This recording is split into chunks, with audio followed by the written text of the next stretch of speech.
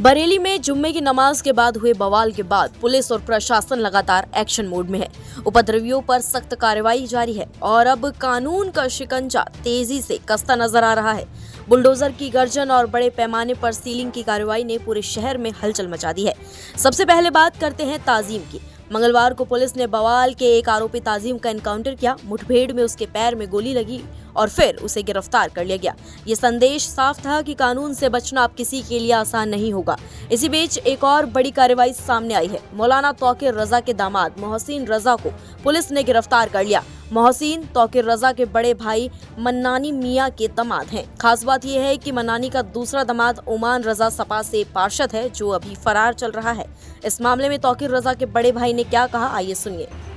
तो इश्क़ रसालत का पैगाम आम करने के लिए हम एक पीसफुल तरीके से तौकीर रजा एक ज्ञापन ही तो देना चाहते थे।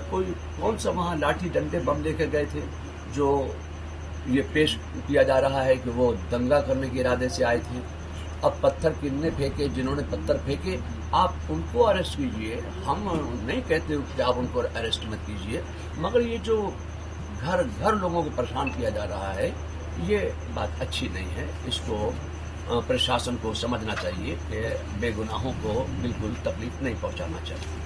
मंगलवार को पुलिस प्रशासन और नगर निगम की टीम 5 थानों की पुलिस और आरएएफ के साथ मोहसिन के घर के पास बने गैराज को तोड़ने पहुंची। प्रशासन का कहना था कि ये गैराज नगर निगम और नाले की जमीन पर बनाया गया था, जबकि मोहसिन का दावा था कि उनके पास कोर्ट का स्टे है। इसी विवाद में पुलिस से धक्का मुक्की तक की नौबत आ गई। आखिरकार 12/14 का वो गैराज बुलडोजर से जमीनों-दज कर दिया गया। इतना ही नहीं, मोहसिन का रिसोर्ट भी सील कर दिया गया। वहीं तौकीर रजा के करीबी हाजी शराफत खान का हमसफर पैलेस नाम का मैरिज लॉन भी सील कर दिया गया। प्रशासन ने साफ कर दिया है कि अवैध कब्जे और नक्शे में हेरफेर किसी भी हाल में बर्दाश्त नहीं होंगे। बरेली के प्रभारी मंत्री JPS राठौर ने भी सख्त लहजे में कहा, कानून से बड़ा कोई नहीं है, उपद्रवियों को बख्शा नहीं जाएगा। जहां भी अनियमितता पाई जाएगी वहां बुलडोजर समेत कठोर कार्रवाई की जाएगी। अब तक पुलिस ने बरेली बवाल मामले में 73 लोगों को गिरफ्तार किया है। इनमें मौलाना तौकीर रजा, डॉक्टर नफीस और नदीम भी शामिल हैं, जिन्हें इस पूरे उपद्रव का मास्टरमाइंड बताया जा रहा है। इतना ही नहीं, पुलिस अब तक तौकीर रजा के करीबियों की करीब 150 करोड़ की संपत्ति जब्त कर चुकी है।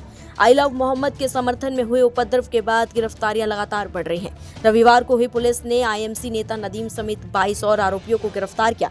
इनमें 16 लोगों पर सीधे बवाल करने का और 6 पर मौलाना तौकीर रजा की गिरफ्तारी के बाद लोगों को भड़काने का आरोप है। जांच में सामने आया कि उपद्रव के दौरान पुलिसकर्मियों पर पथराव, फायरिंग और यहां तक कि एसिड अटैक तक किया गया। कई आरोपी पुलिस के सामने पेश हुए और माफी तक मांगने लगे। उन्होंने माना कि वो बहकावे में आ गए थे और भविष्य में कभी ऐसा नहीं करेंगे। लेकिन पुलिस का कहना है कि माफी से काम नहीं चलेगा, कानून के मुताबिक कार्रवाई होगी। आपको बता दें, बरेली विकास प्राधिकरण की टीमें भी लगातार अवैध निर्माणों पर कार्रवाई कर रही हैं।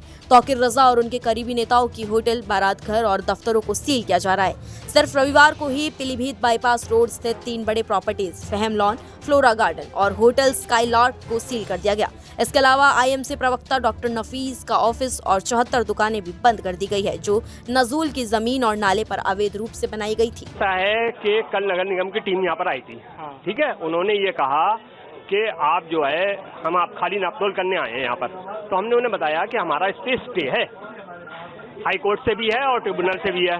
वो बोले हमें तो ये आदेश मिला था नापतोल कर लो, हम नापतोल करने आए हैं। आज सडनली ये सब पूरी फोर्स आई है और इन्होंने ये कहा है कि 3 बजे तक हर हाल में आप दुकानें खाली कर दीजिए, दुकानें सील होंगी। कुल मिलाकर बरेली का ये बवाल अब सिर्फ हिंसा तक सीमित नहीं रहा। ये प्रशासन और कानून की सख्ती का सबसे बड़ा उदाहरण बन चुका है। लगातार हो रही गिरफ्तारियां, बुलडोजर कार्रवाई और करोड़ों की संपत्तियों पर कार्रवाई से साफ है कि सरकार किसी भी उपद्रव को बर्दाश्त नहीं करने वाली। अब देखना होगा कि आने वाले दिनों में ये कार्रवाई कहां तक जाती है और आखिरकार इस पूरे मामले में कानून का शिकंजा किस किस पर और कसता है। फिलहाल मामले पर आपकी क्या राय है, कमेंट्स में हमें जरूर बताएं। नमस्कार, मैं हूं मानक गुप्ता। अगर आपको हमारा ये वीडियो पसंद आया हो तो इसे लाइक और शेयर जरूर करें और हां, हमें सब्सक्राइब और फॉलो करना ना भूलें ताकि आप देश और दुनिया की कोई खबर मिस ना करें। तो जुड़े रहिए हमारे साथ और देखते रहिए न्यूज़ 24।